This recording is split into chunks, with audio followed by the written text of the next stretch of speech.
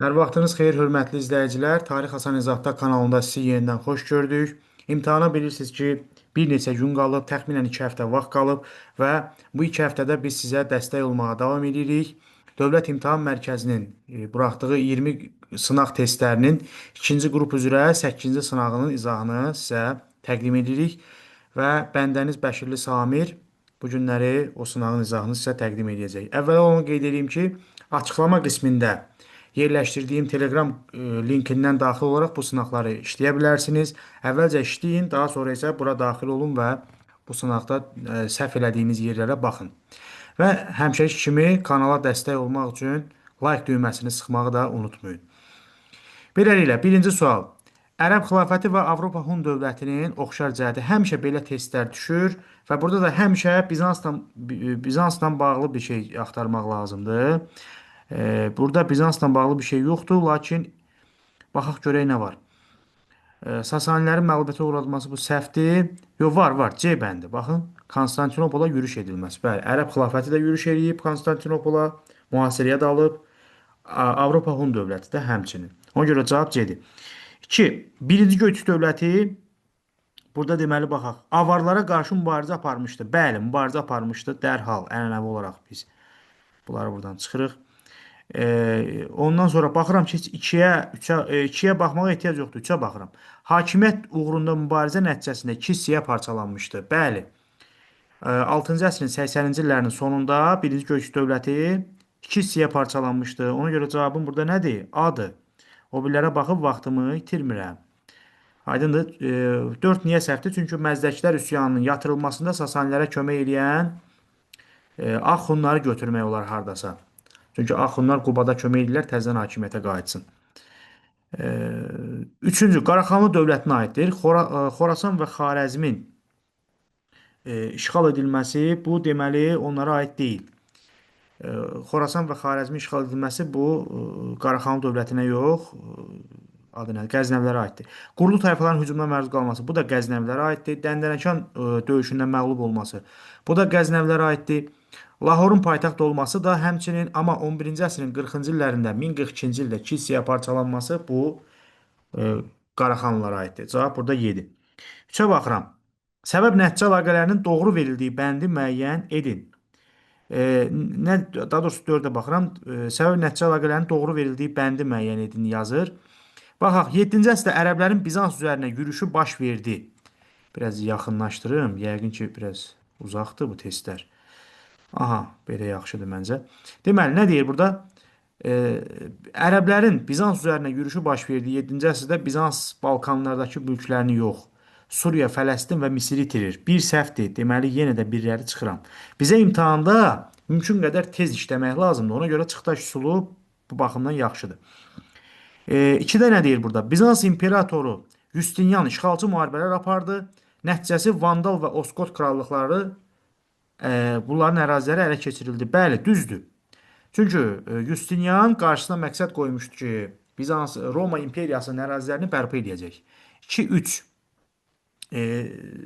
Cavab belə, 2 yəni düzdür. Burada bunu da çıxıram.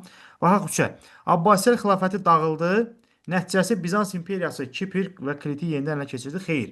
Abbasilərin zəiflədiyi dövrdə 10-cu əsrdə ələ keçirmişdi. Dağılması 1258-dir. Onda heç Bizans bir müddətlik yox idi.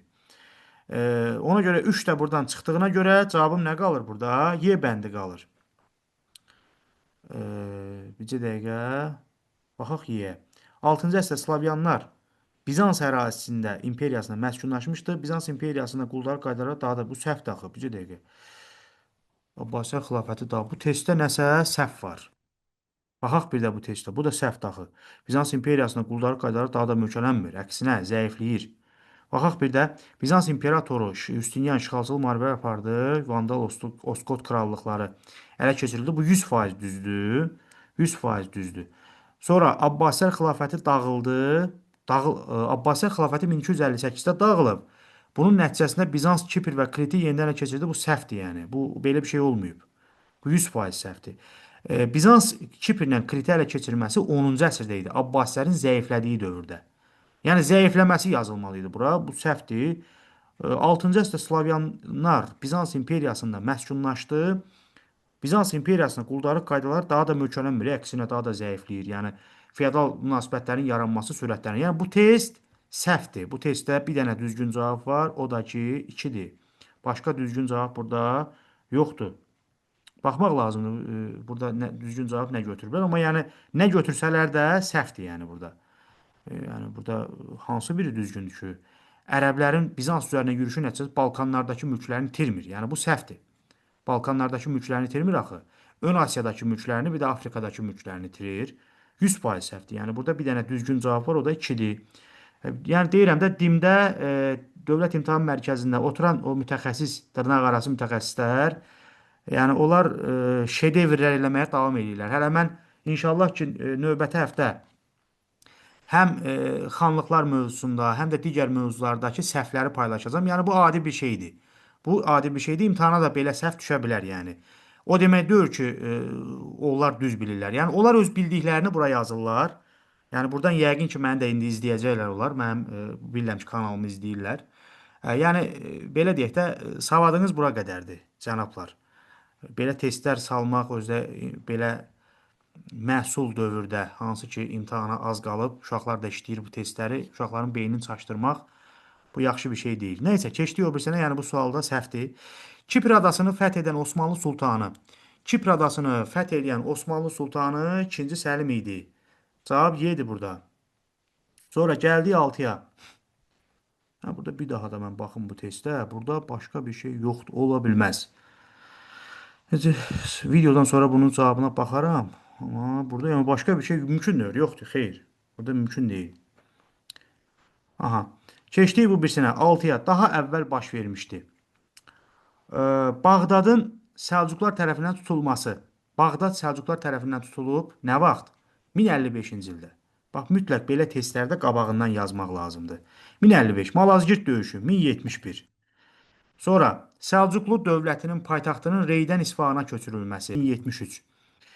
Qarakitayların Səlcuqları məğlub etməsi. Qarakitaylar Səlcuqları məğlub ediblər. Bu da təxminən 12-ci əsrdədir. Sultan Səncərin dövründədir, 12-ci əsrdə.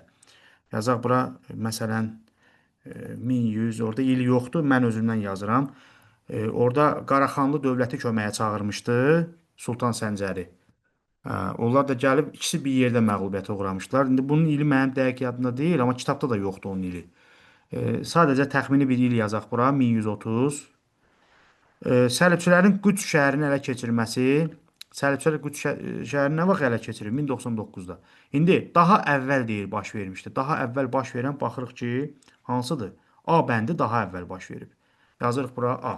7. Uyğunluq pozulmuşdur. Uyğunluq pozulmuşdur deyir. Baxaq, Kulikova döyüşü Rus knyazları qələbə qazandı. Düzdür. Uyğunluq burada pozulmayıb. Düzdür. Kalka döyüşü Rus Qıpçaq qoşunları məğlub oldu. Kalka döyüşü Rus Qıpçaq qoşunları burada məğlub oldu. Bu da düzdür. Sonra nə deyir burada? Mohaç döyüşü Osmanlı ordusu qələbə qazandı. Bəli, Mohaç döyüşündə Osmanlı ordusu qələbə qazandı. Bir balaca bunu aşağı eləyək. Aha. 1526-da Terek döyüşü Qızıl Ordu qoşunları məğlub oldu. Terek döyüşündə. Bu da düzdür. İndi onda cavab Y qalır da bizdə. Niqbol döyüşü Birləşmiş Səlibçi qüvvələri qalib gəldi. Birləşmiş Səlibçi qüvvələri Niqbol döyüşündə qalib gəlmir axı, məğlub olur və Bolqarıstanın fəthi başa çatdırılır. Cavab Y-dir burada. Səhv olan cavab Y-dir burada. Sonra 8-ci suala gəlirik. Böyük Monqol imperiyasının hücumuna məruz qalmamışdır. Məruz qalmayan hansıdır? Böyük Səlcuq imperatorluğudur. Çünki o vaxt heç Böyük Monqol imperiyası hələ yaranmamışdı. Sonra gəldik 9. 100 illik müharibə illərində Osmanlı dövlətində baş vermişdir. 100 illik müharibə illəri neçənci illərdir? 1337, 1453. Düzdürmü? Bu illərdə baş versin deyir. Ankara döyüşü 1402. Elə cavab budur. 1402 Ankara döyüşüdür. Bəli. O birlər aid deyil. Cavab nə olur 9-da? A bəndi olur. Sonra gəldik 10-a. İngiltərə kralı 2-ci Henrixin keçirdiyi islahatların nəticəsi. 2-ci Henrix məhkəmə islahatı keçirib və bir də deməli ordu islahatı keçirib. Hər iki islahatın nəticəsi olaraq kral hakimiyyəti güclənib. Elə cavab A-dır burada. A-dır. 10-da A. Sonra Gəlirik. Bu testlər mənə tanış gəlir. Bu deyəsən Xəyal Əhmədlinin testlərinə oxşuyur. Elə nə bilim valla. Hə. 11. Verden müqaviləsi nəticəsində yaranmış dövlətləri xəritədə müəyyən edin. Verden müqaviləsi nəticəsində yaranmış dövlətlər hansı dövlətlərdir? Fransa, İtaliya, Almaniya. 2, 3, 4. A bəndidir. A bəndi. 12. İndulgensiya adlanırdı. İndulgensiya nə idi? Cənnət qəbzləri idi də. Düzdür? İndulgensiya cənnət qəbzləri. Cavab C-dir. Kilsə məhkəməsi inkvizisiyadır. Katolik kilsəsinin rəhbəri papadır. Xristian dini ehkamlarına qarşı çıxanlar bidətçilərdir. Səlib yürüşlərində iştirak edən əsgərlər də bunlar müxtəlif adlarla adlanıblar. Pilgrim adlanıblar və s. və ilə axırə də, yəni orada tampliyerlər var və s. Aha, o yoxdur kitabda. 13. Çingiz xan və Əmir Teymurun hakimiyyəti dövrünə aid oxşar cəhətdir. Hər ikisi burada Azərbaycana yürüşün nəzərdə tutacaq çox güman ki. Cavab C-dir burada, bəli. Cavab C. Cənubi Qafqaz işğalçı yürüşünün təşkil edilməsi. Bəli, cavab C-dir. 14. 15-ci əsrin 90-cı illərinə aiddir. Deməli, 15-ci əsrin 90-cı illəri, yəni 1390-cı illərdirsə, burada, daha doğrusu 1490-cı illər. Burada nə olacaq? Burada ya İspaniya ilə bağlı bir şey olmalıdır. Baxaq görək, Vahid Fransa krallığının yaranması, bu 1479, bu səhvdir. Vahid İspaniya krallığının 79-da, 90-cı illərdə deyil. Kordova xilafətin əmirliklərə parçalanması. Bu əmirliklərə parçalanması 12-ci əsrdə idi. Bu da səhvdir. Piriney yarımadasında Rekonkista hərəkatının başlanması da 12-ci əsrdə, bu da getdi. 11-12-ci əsrlərdə belə deyək. 11-ci əsrin sonu 12-ci əsrlər. Hə, Qranada əmirliyinin süquta uğradılması, bax cavab budur. Y-dir. Y bəndi düzgün cavabdır. 1492 Qranada əmirliyinin süquta uğradılması. Qərbi Avropada feodal dağınıqlığı dövrünə aid deyil. Yəni 9-11-ci əsrlərə aid deyil. 9-11 bu əsrlərə aid deyil. Kapetinklər sülaləsinin hakimiyyətə gəlməsi nə vaxtdır? Kapetinklər hakimiyyətə gəlbər 10-cu əsrdə. Bəli, bu aiddir. Getdi. Frankların Avar xaqanlığına qarşı mübarizə aparması. Deməli, Franklar hardasa 8-ci əsrdə mübarizə apardılar da. Yəni Qərbi Avropada feodal dağınıqlığı dövrü 9-cu əsrin ikinci yarısı götürürük də. Yəni birinci yarısı da götürə bilərik. Yəni 843-cü ildə Frank dövlətinin dağılması ilə başlayır. Amma Franklar dövləti, Frank imperiyası mövcud olduğu dövrdə hələ feodal dağınıqlığı yox idi. O birlərə də baxaq. Müqəddəs Roma imperiyasının yaranması 962 bu aiddir. İtaliya krallığının yaranması bu da aiddir. Xristian kilsəsinin kilsəyə parçalanması 11-ci əsr bu da aiddir. Baxın, müəllifin fikrini oxumaq bizə lazımdır. Biz 4 dənəsini oxuduq, gördük ki, bu 100% aid deyil. Biri isə daha onu götürürük. Həqiqətən də Frankların dövründə, hələ Frank imperiyası mövcud olan dövrdə feodal dağınıqlığı hələ yox idi. 16. Fransa kralı 4-cü gözəl Filiplə Roma papası arasında münaqişəyə səbəb oldu. Nə münaqişəyə səbəb oldu? Deməli, hə, burada kilsə torpaqlarına vergilərin qoyulması. Cavab budur. B bəndi. Bunun nəticəsində ilk dəfə başlatlar yaradıldı. 16-da B-dir. 17-yə baxırıq. Osmanlı hökmdarları ilə bağlı sxem. Sultan II. Mehmet və Səlim arasında kim var? Bəyazid var. A bəndi. Sonra 18. Baxırıq 18-ə. Baxırıq 18-ə. Göytürk və birinci Göytürk və ikinci Göytürk. Çin əsarətinə qarşı baş vermiş üsyan nəticəsində yaradılmışdı. Burada deməli ikinci Göytürkdür. Çin əsarətinə qarşı üsyan. Birinci isə Avar dövlətinə qarşı üsyan, yəni Şujanlara qarşı üsyan nəticəsində yaradılıb. Deməli 2A-dırsa, dərhal 2A-lara axtarırıq, tapırıq 2A-ları. Bunlar D çıxdı, Y çıxdı, bir də A çıxdı. Bunları tapdıq. D bəndə Sasanilərə qarşı mübarizə aparmışdı. Bəli, birinci Göytürk aparıb, ikinci aparmayıb. Zaten hər ikisində D var. C-yə baxıram. Paytaxtda ötkən ortaq cəhət olmalıdır. Yəni hər ikisində olmalıdır. Deməli 1D, 2A, 3C bəndi.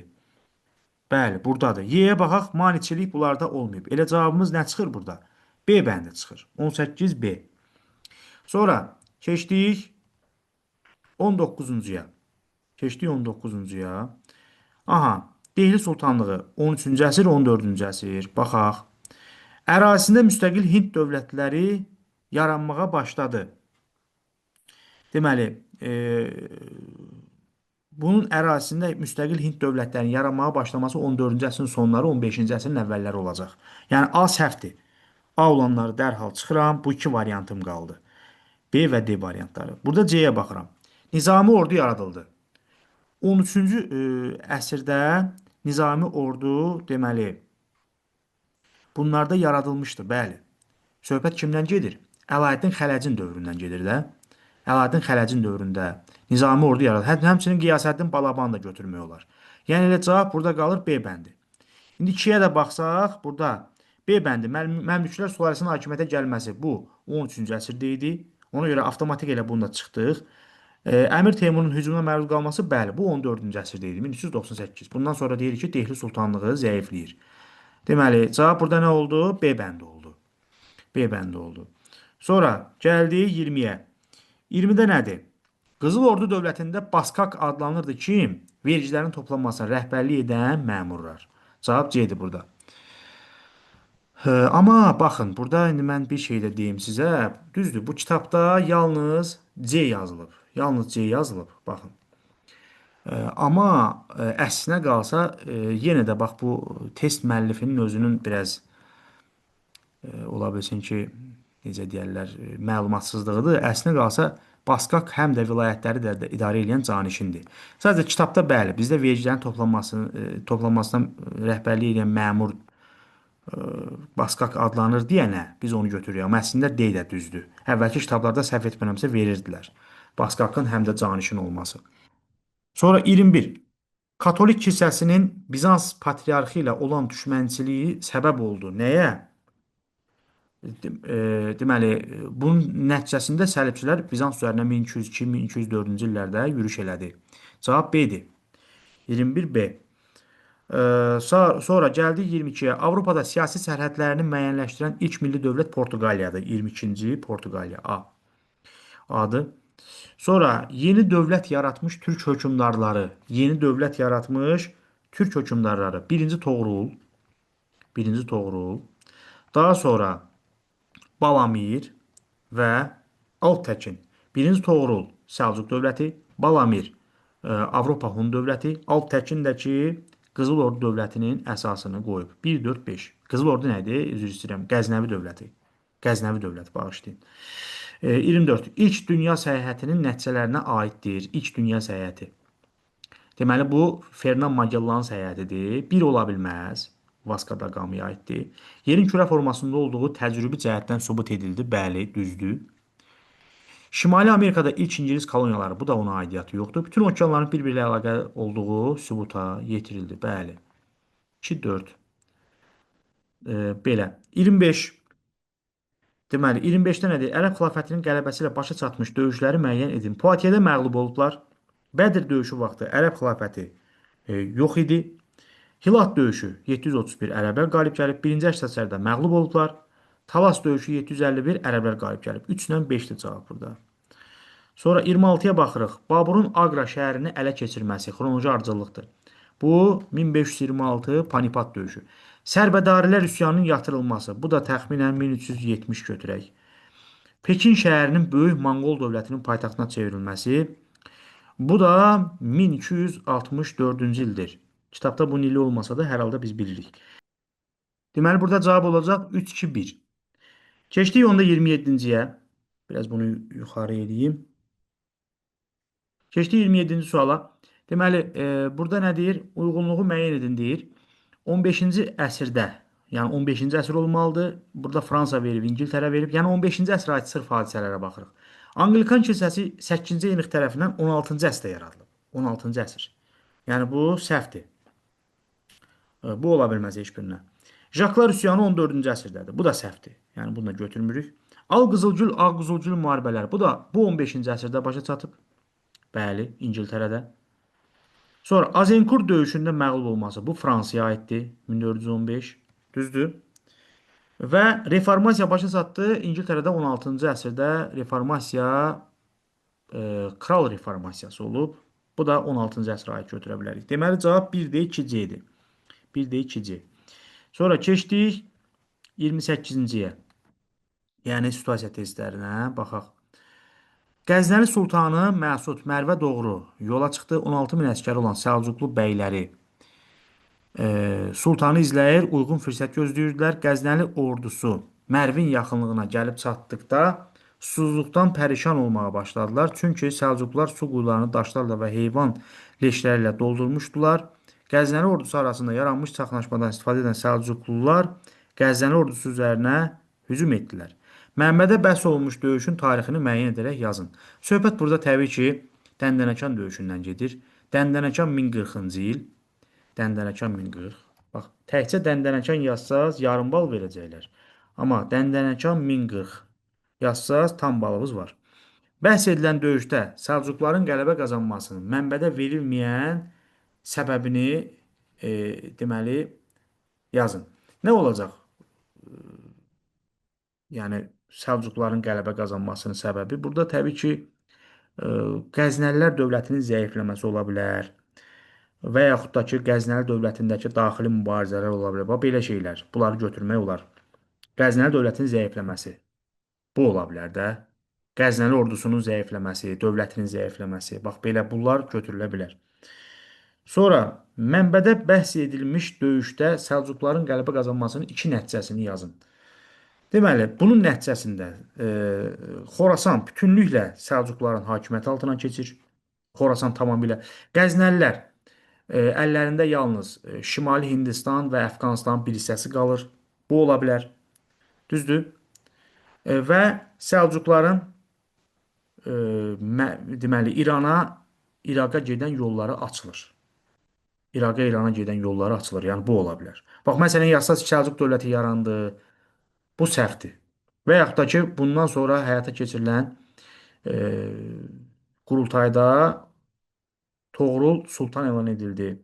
Bu da hardasa düzgün götürülür. Amma tam düzgün cavab budur ki, deməli, Xorasan bütünlüklə Səlcuqların əlinə keçir. Səlcuqların e, qərbə doğru yolları açılır. İrana, İraqa və s. Bura gedən yolları açılır. Belə, hörmətli izləyicilər, ümid edirəm ki, sizin üçün faydalı olduq. Bir daha belə videoların davamının gəlməyini istəyirsinizsə kanala abunə olun və bizim kanal spamda da hal-hazırda. Kanala dəstək olmaq üçün mütləq bu videoya like düyməsini sıxın və bu videoda mübahisəli suallarla bağlı mənim izah etdiyim hər hansısa bir məqamla bağlı sizin narazılığınız varsa şərh bölməsinə yazın. Xüsusən də bax, bayaqları burada çıxan sualla bağlı. Burada bayaq hansı idi o sual? Hə, bax bu sual idi da, dördüncü sual. Dördüncü sualla bağlı mən deyirəm bu sual səhvdir. Əgər kiminsə də, xüsusən də əgər bu testin müəllifləri baxırlarsa bu mənim videoma, kiminsə nəsə rəyi, iradı varsa, şərh bölməsində qeyd edə bilər. Bəlkə ola bilər mən nəyisə səhv bilirəm, bu da ola bilər. Mən iddia eləmirəm ki, hər şeyi tam 100% düz bilirəm. Siz zəhmət olmasa öz fikirlərinizi şərh bölməsində qeyd eləyərsiniz. Sağ olun, növbəti görüşlərə qədər.